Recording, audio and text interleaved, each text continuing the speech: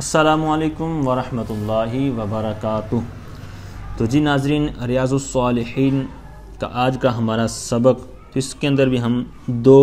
ابواب پڑھیں گے۔ پہلا باب ہے باب استحباب الذهاب الی العید، کہتے ہیں عید و عیادت المریض، اور مریض کی عیادت، والحج اور حج، والغزو اور غزوہ، والجنازۃ ونحوها اور جنازہ اور اس کی مثل دیگر جو عبادات وغیرہ چیزیں ہیں، کہتے ہیں ان کے لیے جانا، ان کی طرف جانا، ان کے مستحب ہونے کا باب۔ کیسے؟ کہتے ہیں من طریقن، ایک طریقے سے، طریقے مطلب راستہ، یعنی ان یہ چیزیں جو گنوائی گئی ہیں ان میں جانے کے لیے ایک راستہ اختیار کرنا، اور جو لوٹنا ہے، ٹھیک ہے، ورجوع اور جو لوٹنا ہے اس جگہ سے واپس آنا ہے اپنے گھر کی طرف، اپنے علاقے کی طرف، من طریقن آخرہ، ٹھیک ہے، دوسرے راستے سے آنا، من طریقن موصوف، اور آخرہ یہ صفت ہے، ٹھیک ہے، یہ غیر منصرف ہے تو اس وجہ سے اس پر اس کا اعراب مطلب اس طرح آئے گا آخرہ، ٹھیک ہے۔ ویسے تو یہ حالت جری میں ہے کیونکہ طریق مجرور ہے تو وہ بھی مجرور ہوگا۔ بہرحال لوٹنا دوسرے راستے سے، ٹھیک ہے، من طریقن آخرہ، کسی اور راستے سے پلٹنا، ٹھیک ہے۔ یہ کیوں ہوتا ہے تو آج اس کی علت بھی ہم سیکھیں گے کہ لتکثیر مواضع العبادۃ، تاکہ زیادہ ہو جائیں، ٹھیک ہے، کثرت ہو جائے مواضع، ٹھیک ہے، جگہیں، ٹھیک ہے، عبادت کی جو جگہیں ہیں، چونکہ یہ ساری جو چیزیں گنوائی گئی یہ عبادات ہیں، تو چونکہ دو راستے ہو جائیں گے، ایک سے آیا ایک سے گیا، تو یہ دو راستے اس کے گواہ بن جائیں گے کہ یہ اللہ کے راستے میں گیا تھا یا فلاں نیکی کے لیے گیا تھا یا آیا تھا، تو اس طرح یہ دو راستے ہو جائیں گے، تو اس طرح یہ اس کے لیے فائدہ ہوگا۔ تو یہ نماز بندہ جب پڑھتا ہے تو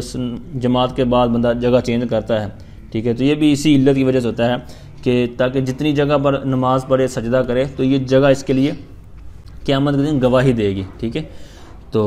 اسی طرح دیگر نیکیاں وغیرہ بندہ جب کرتا ہے تو اس کی علت یہی ہے، ٹھیک ہے۔ تو یہ ساری چیزیں جو ہیں تو ان کے مستحب ہونے کا باب، کہ یہ مستحب ہے ایک طریقے سے جانا، یعنی ایک راستے سے جانا دوسرے سے آنا، تو اس کے متعلق چند باتیں ہوں گی، اور اسی طرح آگے ایک اور زبردست باب ہوگا۔ بہرحال کہتے ہیں ان جابر رضی اللہ تعالی عنہ قال کان النبی صلی اللہ تعالی علیہ وآلہ وسلم اذا کان یوم عید خالف الطریقہ۔ حضرت جابر رضی اللہ تعالی عنہ سے روایت ہے، آپ فرماتے ہیں کہ نبی پاک صلی اللہ تعالی علیہ وسلم جب عید کا دن ہوتا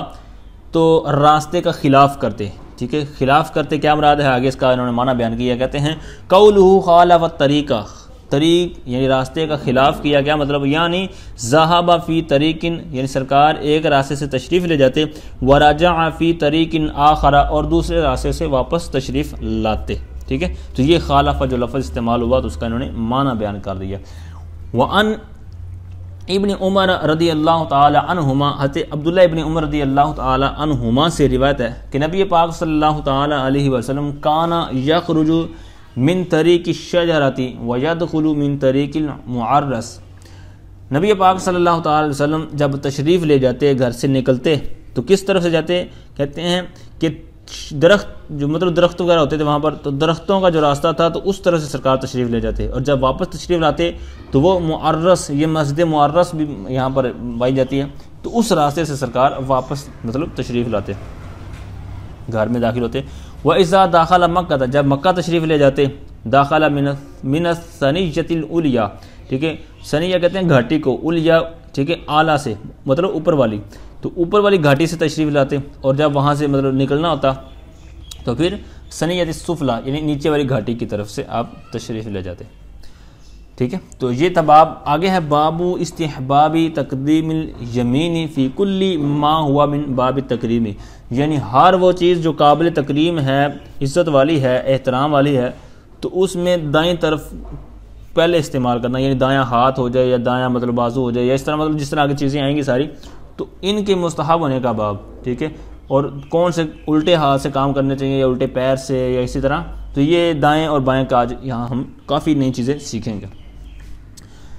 کل وضوئی، اب مثالیں دیں گے کہ کون سی، تو کہتے ہیں کل وضوئی جیسا کہ وضو، والغسل غسل، والتیمم تیمم، ولبس الثوب کپڑے پہننا، والنعل اور جوتا، ٹھیک ہے۔ نالین لفظ آپ نے سنا ہوگا، تو نالین دو جوتے، ٹھیک ہے، تثنیہ، عموماً ایک نالین مطلب نقش نالین جس طرح ہم لگاتے ہیں ربیع الاول شریف میں، تو یہ بس مطلب بول دیا جاتا ہے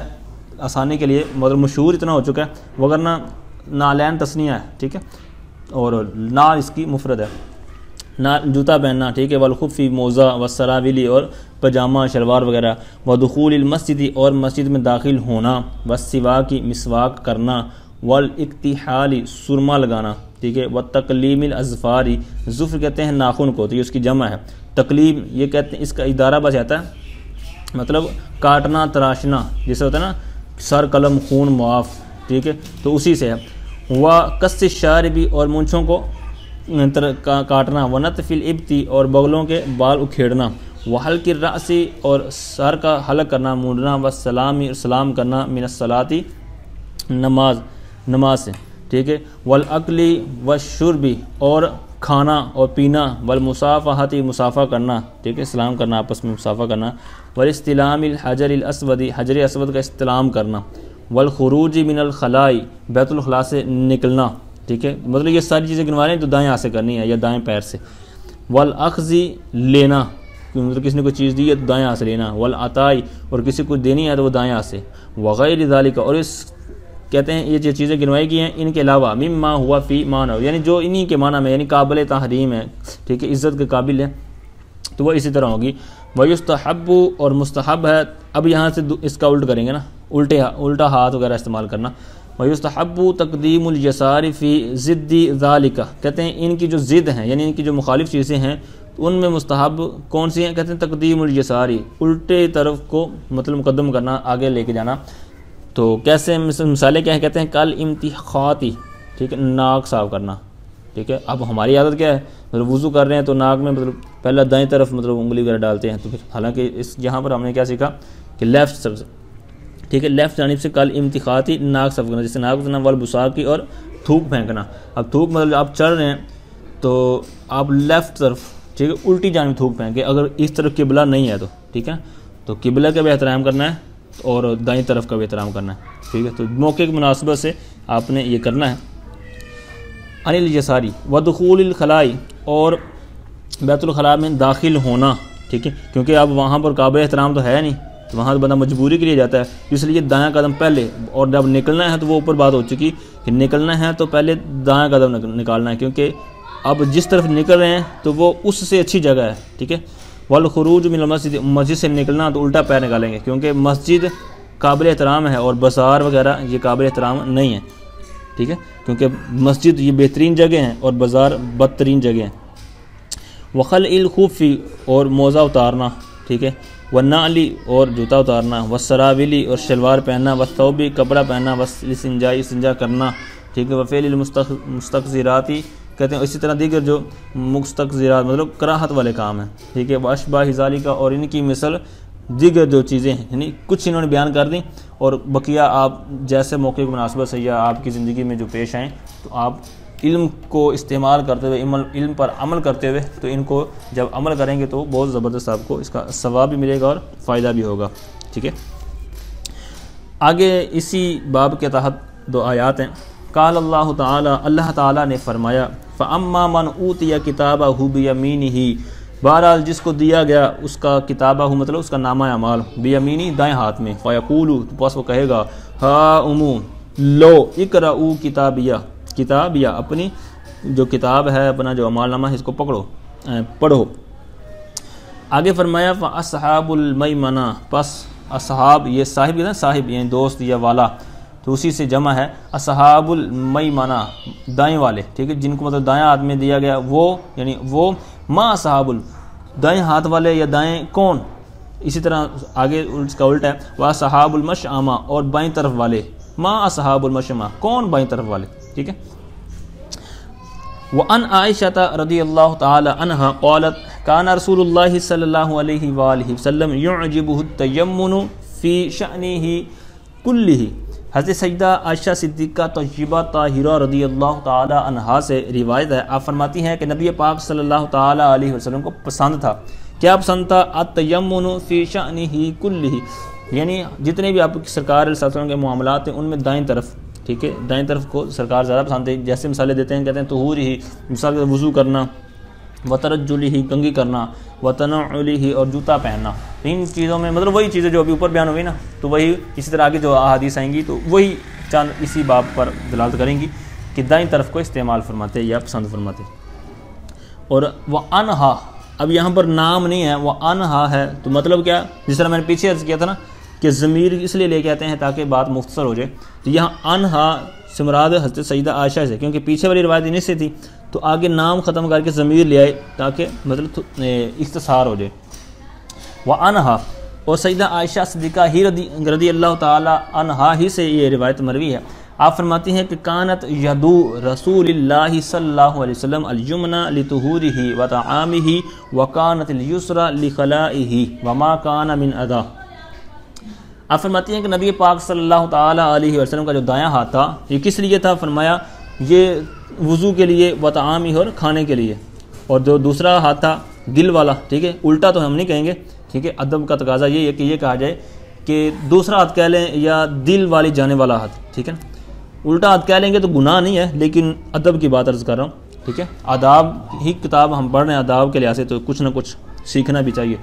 اللہ تعالیٰ ہمیں با ادب بنائے، سرکار دو عالم صلی اللہ علیہ وسلم کا عشق عطا فرمائے، محبت عطا فرمائے. بہرحال دوسرا ہاتھ کس لیے تھا؟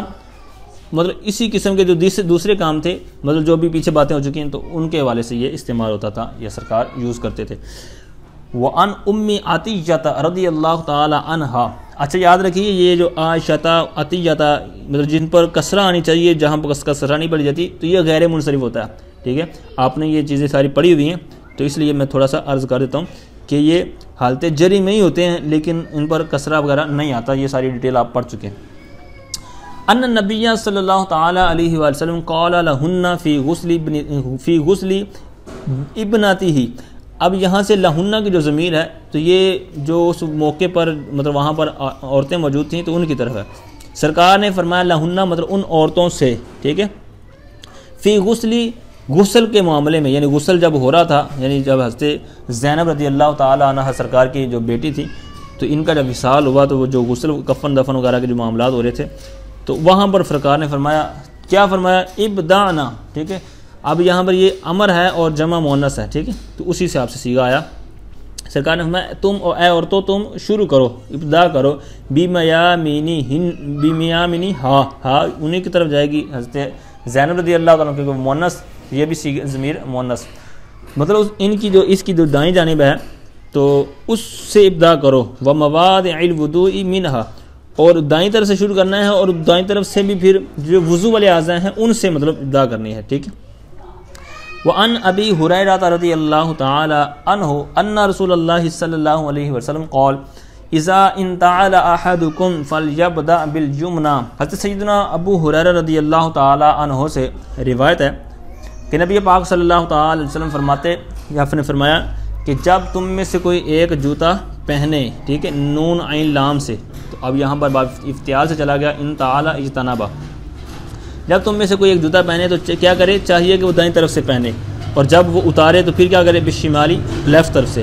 کیوں؟ کہتے ہیں لتکون الیمنی، تاکہ ہو جائے دو دایاں ہے، اولہما ان میں سے پہلا، تنعلو پہننے میں، وآخرہما تنزعو یعنی پہننے میں دایاں پہلے ہو جائے اور اتارنے میں الٹا جو ہے دوسرا جو ہے وہ بعد میں ہو جائے، ٹھیک ہے.